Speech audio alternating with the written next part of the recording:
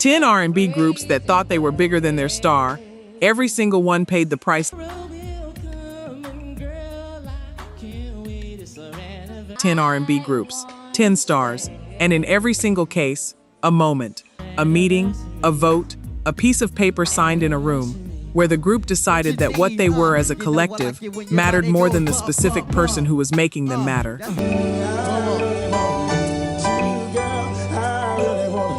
Every one of them found out what that decision cost. This is that story, told properly, finally. Number 10, SWV.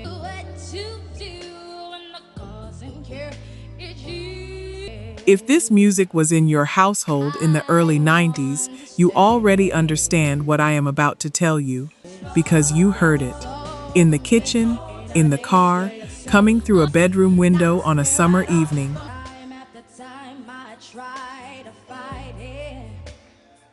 You heard three voices that sounded as if they had been built for each other. Let me tell you about those three voices before I tell you what happened to them. Cheryl Gamble, Coco, Tamara Johnson, Taj, Leanne Lyons, Lele, Sisters with Voices, New York City. They came up from the gospel tradition that teaches a voice to carry something beyond itself.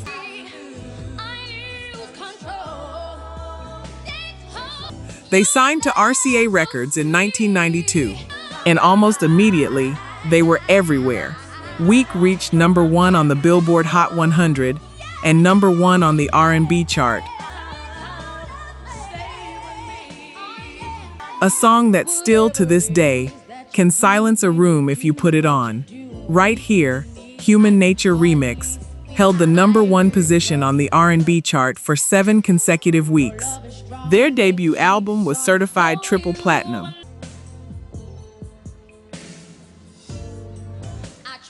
In 1993, they received 11 Billboard Music Award nominations.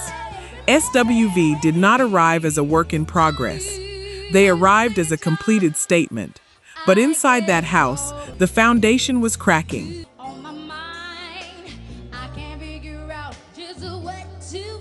Coco was the lead, the unmistakable voice, the one audiences came specifically to hear. And with that came tensions over money, over recognition, over what each woman's contribution was actually worth.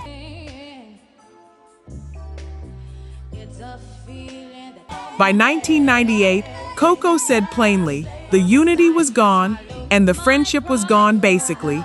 It was either we were gonna get it together or we weren't. And we couldn't get it together.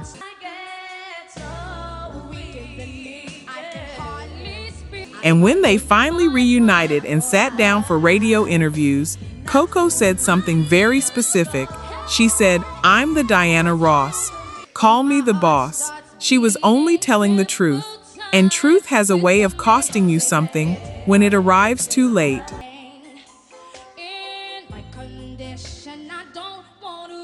Coco went on to release her first solo album under RCA, titled Hot Coco, in 1999. Neither the album nor the singles gathered the same mainstream success as SWV.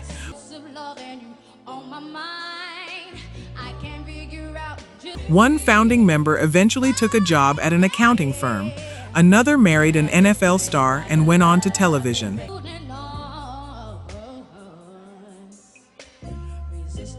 Three voices that could have kept going, scattered, because the group could not hold itself together around the truth of what it actually was.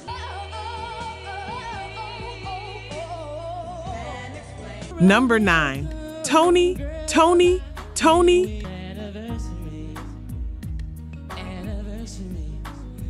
Raphael Saadiq, born Charles Ray Wiggins in Oakland, California. After a stint as a musician on Prince's Parade Tour in 1986, he formed Toni with his brother Dwayne Wiggins and their cousin Timothy Christian Riley.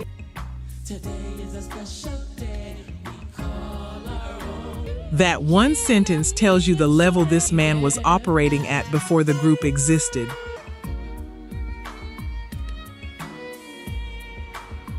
Artists do not end up on a Prince tour by accident. They end up there because someone with perfect ears hears something in them that most of the world has not yet learned to recognize.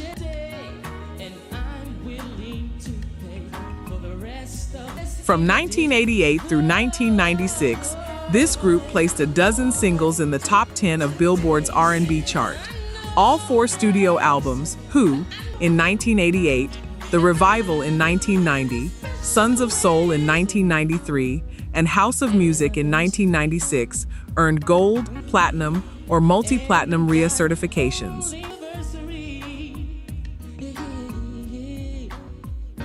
Anniversary topped out at number 5 on the Hot 100 and received a Grammy nomination.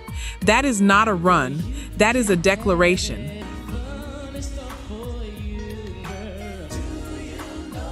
But by the time they recorded House of Music, the members had drifted apart as people, recording most of the album individually in different studios, reconvening only to apply the finishing touches.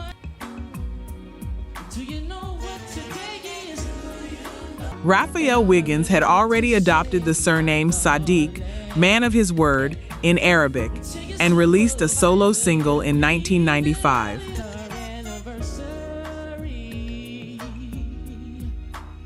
After the group's hiatus, he produced for Stevie Wonder, Mary J. Blige, Whitney Houston, D'Angelo. He went on to produce for Beyoncé and won a Grammy for Best R&B Song for his work on Cuff It.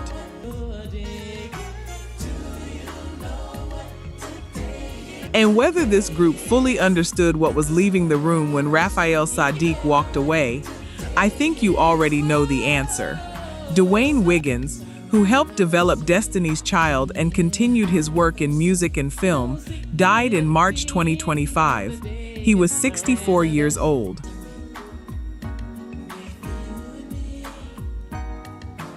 He deserves to be remembered as a genuine talent in his own right.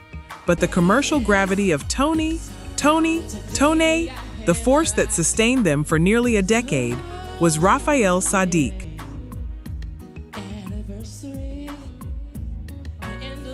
And after that force was gone, the group never recorded another studio album. Real talk, only 9% of you are subscribed. That hurts. We're spending hours digging through archives, fact-checking every detail, bringing these stories back to life. And if you're watching this far, you clearly care. So hit subscribe. It's free and takes 2 seconds. Now, to my subscribers, barely any of you have joined the membership. And honestly, that stings even more. You know the work we put in. You keep coming back. If these videos have ever made you feel something, if this music means something to you, join the membership. It's $1 coffee a month, and it's the only way we keep this going. Let's build this together. All right, back to it. Number 8, B2K.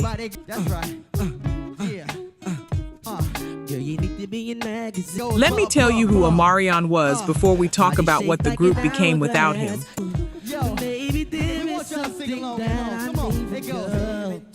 He was the one your eye found when B2K performed, the one the camera moved toward without being directed, the center of gravity that the other 3 members orbited, whether or not it was ever stated plainly.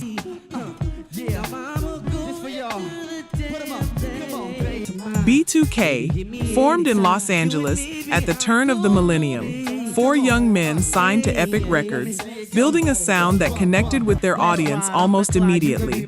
Bump, Bump, Bump, with P. Diddy, peaked at number 3 on the Billboard Hot 100 in 2003.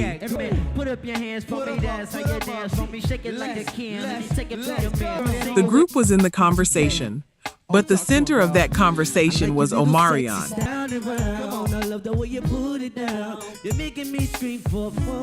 In January 2004, B2K disbanded.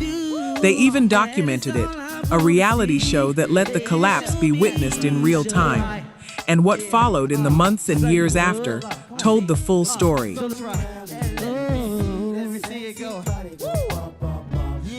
Omarion's debut solo album debuted at number 1 on the Billboard 200. The remaining members of B2K could not replicate that.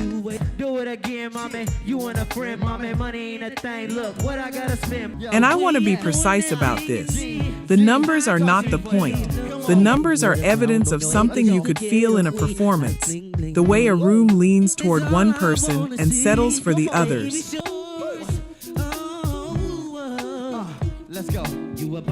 When that person is gone, the group does not become 3/4 of what it was.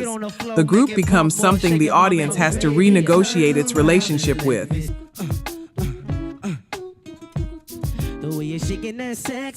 That renegotiation, in this case, never fully arrived.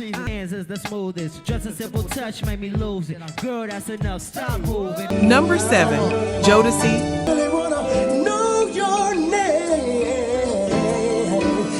I need you to understand something before I say DeVante Swing's name, because most people who know Jodeci know Casey. They know JoJo.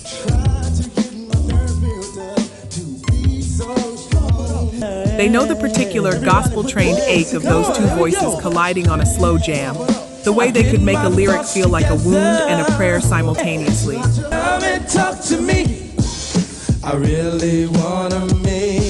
That is fair. Those voices were extraordinary. But behind those voices, writing every lyric, producing every track, designing the full architectural sound of one of the most consequential R&B groups of the 1990s was Donald the Great, DeVante Swing.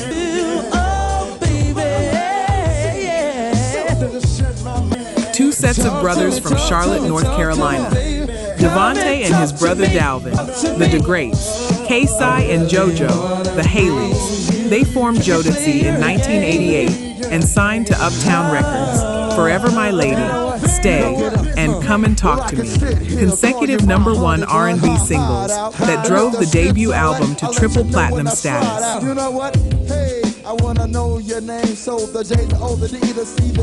Cry for You, Fiendin', Freakin' You, a run of records that defined what adult R&B could feel like when it refused to apologize for itself.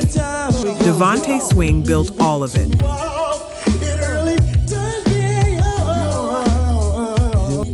And he was also the man who, through his Swing Mob production collective, became a hugely important behind-the-scenes figure, discovering and mentoring greats like Missy Elliott, Timbaland, and Ginuwine.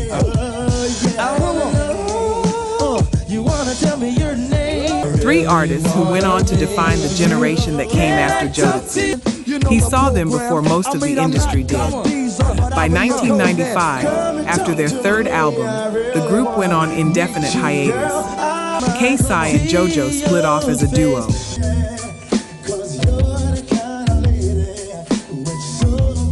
All My Life topped the U.S. Billboard Hot 100 for 3 consecutive weeks in 1998. Their album Love Always peaked at number 6 on the Billboard 200 and was certified triple platinum. The Voices found a lane without the architect.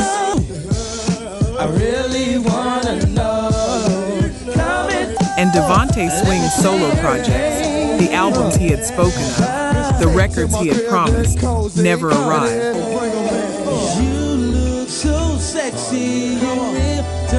I want to be direct about what that means. DeVante Swing is one of the most important creative architects in the history of R&B production. His name should appear in every serious conversation about this decade.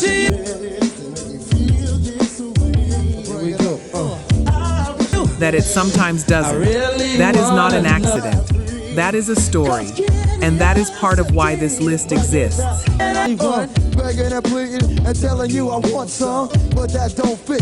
Number 6, In Vogue.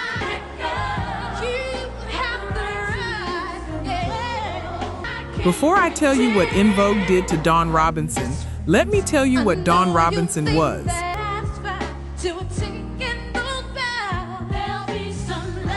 She was the low note and the electricity at the same time. Terry Ellis, Cindy Herron, Maxine Jones, and Dawn Robinson. Oakland, California, 1989.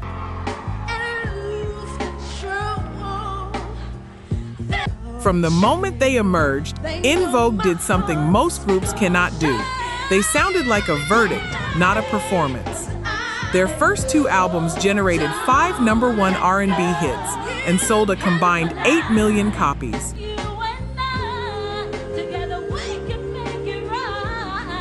The Grammy nominations came year after year.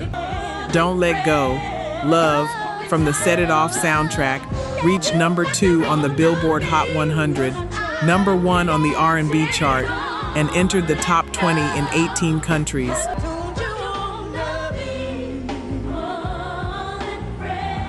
Dawn Robinson sang lead on that record. And then she went to the negotiating table.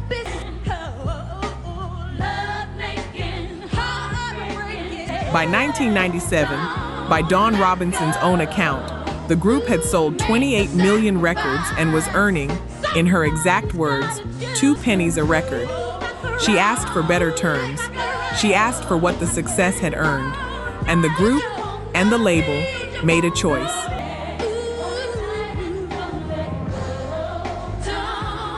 They released EV3 without her, with Robinson having left during the album sessions. And I will say plainly what most people will not say.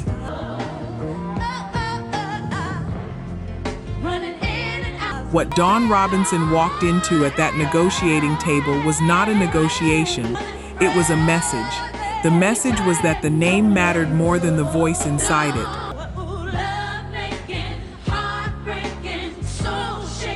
In Vogue's commercial trajectory after that moment was not the same. It was never the same. Robinson joined Lucy Pearl with Raphael Saadiq and Ali Shaheed Muhammad, and their self-titled debut album went platinum worldwide.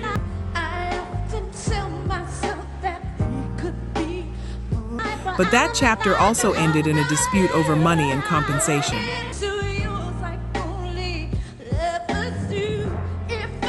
Number 5. Dru Hill.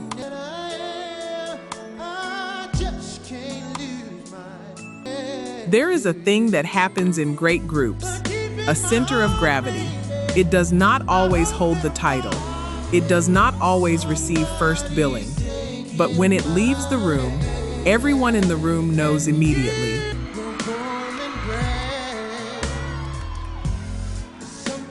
In Dru Hill, that center of gravity was Mark Andrews. Sisqo. Dru Hill was founded in Baltimore in 1992 by Tamir Nokio Ruffin, alongside lead singer Mark Sisqo Andrews, Larry Jazz Anthony, and James Woody Green.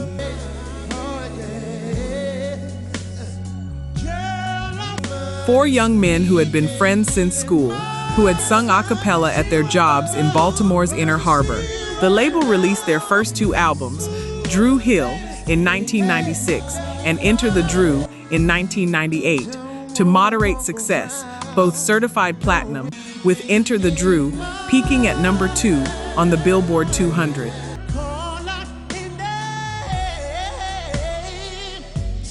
In 1999, Woody departed the group to return to gospel ministry.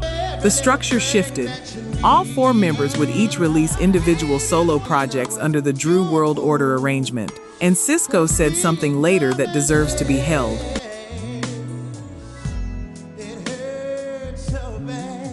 I never wanted to be a solo artist. I really wanted us to be the best Boyz II Men or Jodeci that we could be. Me going solo was kind of out of necessity.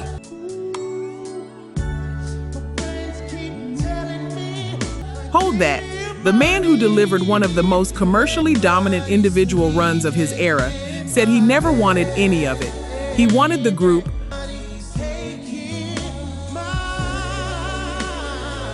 Unleash the Dragon spawned the singles Incomplete and Thong Song, which peaked at numbers 1 and 3 on the Billboard Hot 100, respectively.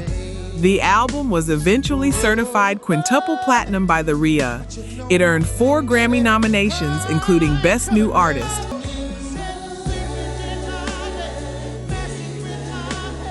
And if Dru Hill is in your top 5 R&B groups of the 90s, you already know what that means. The commercial window that Sisqo proved was available. The group could not hold it open.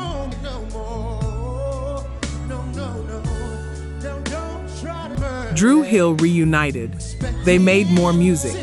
But the moment Sisqo demonstrated was possible, the moment the group failed to sustain, that moment did not return.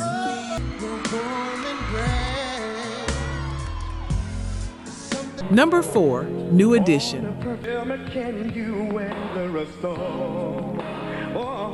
Bobby Brown was 16 years old and already the most electric performer in New Edition.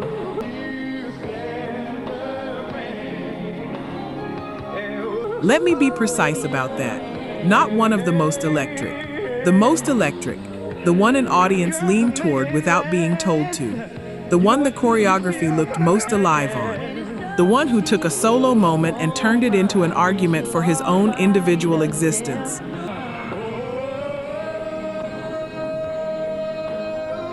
He was a founding member, Roxbury Boston, Candy Girl, Cool It Now, Mr. Telephone Man. New Edition was running.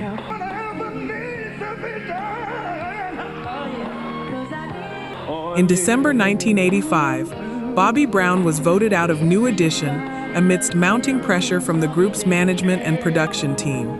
This is the room I have been referring to since entry 9.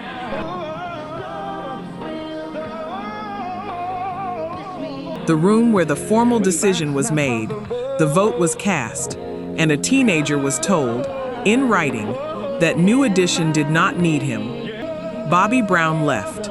He made a debut album in 1986. It stalled commercially, but Girlfriend reached number 1 on the R&B chart.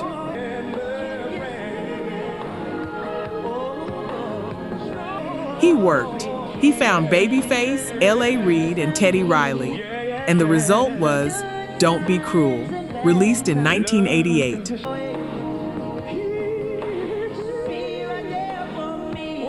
The album reached number 1 on the Billboard 200, spent 6 weeks at the top, and became the best-selling album of 1989 in the United States, 7 million copies in the country alone.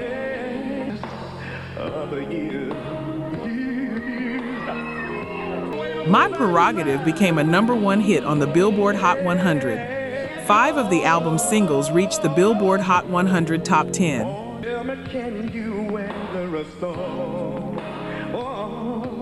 New Edition, meanwhile, added Johnny Gill, and with the 1989 album Heartbreak, scored several R&B hits including the number 1, Can You Stand the Rain.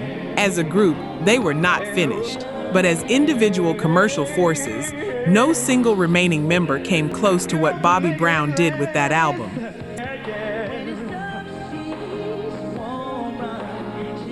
Some of you are going to look up these numbers after this ends. Do it. Numbers do not have sentiment. They simply report what happened.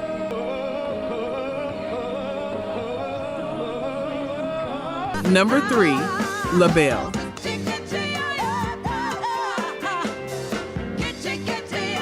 You know Lady Marmalade? It has been covered so many times that the original can feel almost secondary. But knowing the song and knowing what this group sacrificed to make it, and what was lost when the women who built it went their separate ways, those are 2 different kinds of knowing. Let me give you the second one.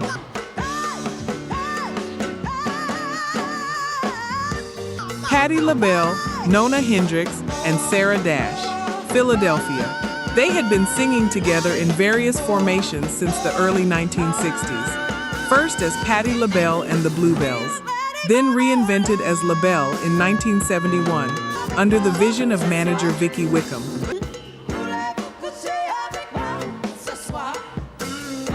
They wore space-age costumes and took their gospel-trained voices into territory no vocal group had entered before.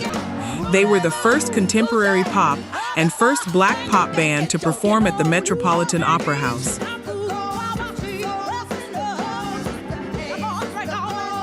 They were the first black vocal group to appear on the cover of Rolling Stone magazine.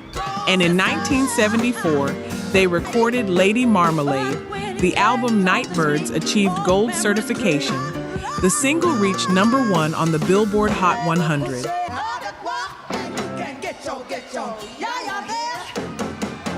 That is a body of achievement.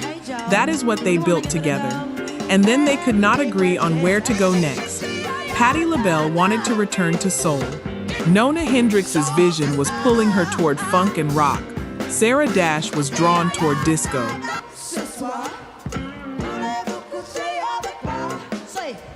By 1976, tensions had developed within the group, with all three members splintered on its sound and direction. Three women whose artistic identities had grown into three different rooms, and the door between them had closed.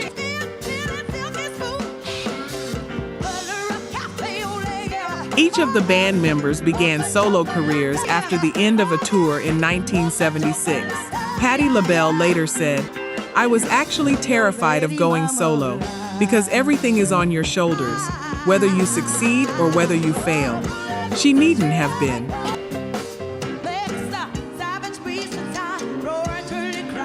By the early 1980s, she was a near constant presence on the charts. If Only You Knew, On My Own, a Michael McDonald duet, became a #1 pop hit. New Attitude, a Grammy Award, an international career that became one of the longest-running success stories in R&B history.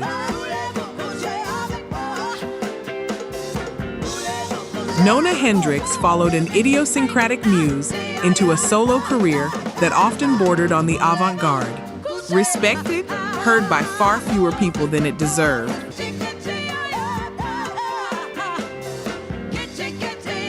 Sarah Dash became a celebrated session singer, eventually touring and recording with the Rolling Stones and Keith Richards.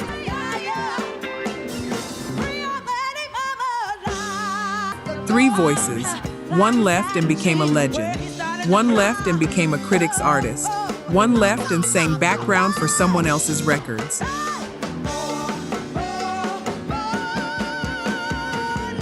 Number 2, Harold Melvin and the Blue Notes.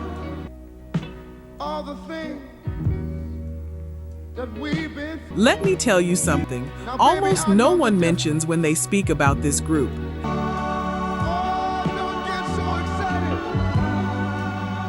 Teddy Pendergrass arrived at Harold Melvin's door as a drummer. Not a singer, a drummer. In 1970, the group recruited Teddy Pendergrass as the drummer for their backing band. Just trust in me. He was promoted to lead singer when the previous lead singer quit the same year. And the voice that came through in that promotion was so extraordinary that it transformed Harold Melvin and the Blue Notes from a regional act into one of the most important Philadelphia soul groups of the 1970s.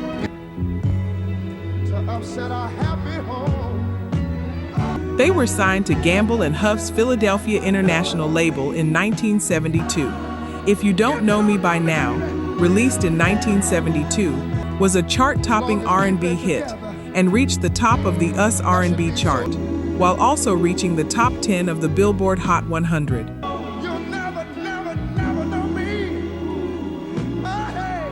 The Love I Lost, in 1973, #1 R&B. Wake Up Everybody, in 1975, #1 R&B. The group recorded 4 albums with Gamble and Huff, all of them going gold.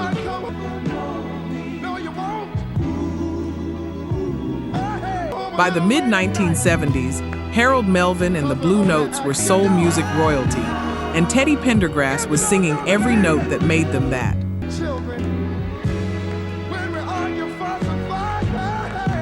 By 1975, Pendergrass and Harold Melvin were at odds, mainly over financial issues and personality conflicts. Despite the fact that Pendergrass sang most of the group's songs, Melvin was controlling the group's finances.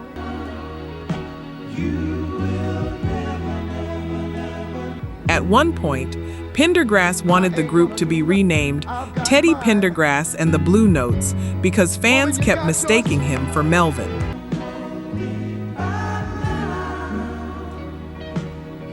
In 1976, Pendergrass quit after an argument over the money he earned. Harold Melvin replaced him. The group's first post-Pendergrass album barely produced a hit. The title cut barely snuck into the soul top 10.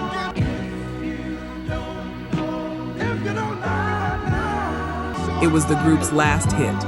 They eventually left Philadelphia International and toiled in relative obscurity until Melvin's death in 1997.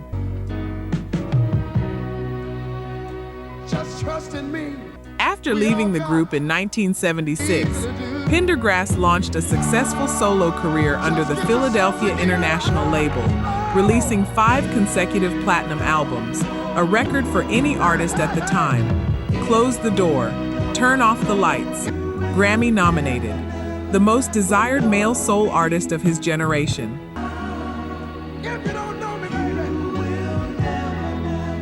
On March 18, 1982, Pendergrass was involved in a serious car crash in Philadelphia, suffering a spinal cord injury that left him paralyzed from the chest down.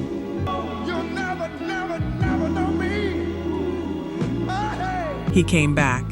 On July 13, 1985, Teddy Pendergrass made a triumphant return to the stage at the Live Aid concert in his hometown of Philadelphia, his first live performance following the accident. He brought the house to its feet.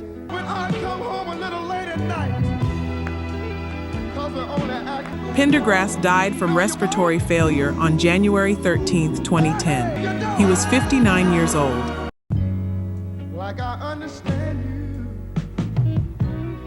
A man who walked through Harold Melvin's door as a drummer, who became a legend, who left because the institution refused to honor what he was worth, and who, even paralyzed, found a way to still be magnificent.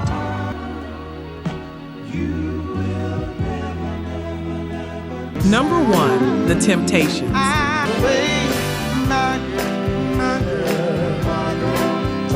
You Know My Girl, it lives in the culture permanently. But knowing the song and knowing what the group did to the man whose voice made it, those are two different kinds of knowing.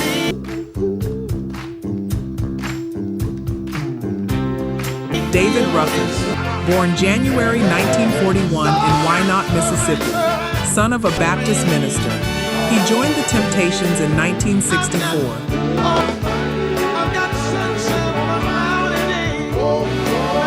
Smokey Robinson heard something in him immediately and wrote My Girl specifically around what that voice could do. The song reached number 1 in 1965.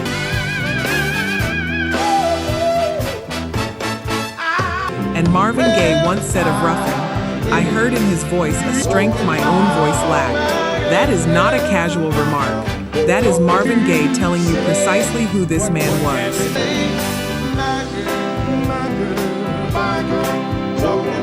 What followed was a sustained run of recorded genius. Ain't Too Proud to Beg, I Wish It Would Rain, I Know, I'm Losing You. Record after record, unmistakable, irreplaceable.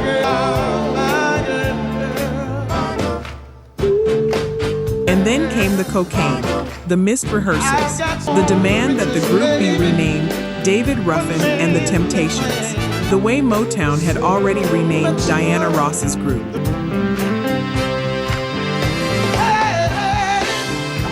On June 27, 1968, the other 4 Temptations drew up legal documentation and fired him. The specific trigger, he missed a Cleveland engagement to attend a show by his girlfriend.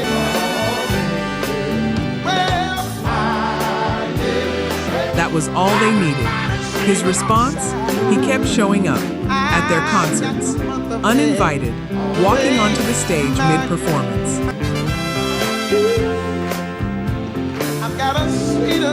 Taking the microphone from his replacement's hands during Ain't Too Proud to Beg, singing, then disappearing before anyone could stop him. The audience erupted every single time.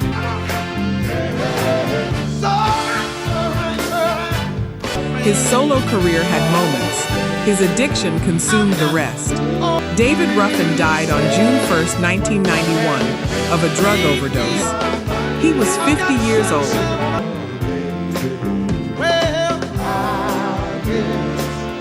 Michael Jackson paid for the funeral.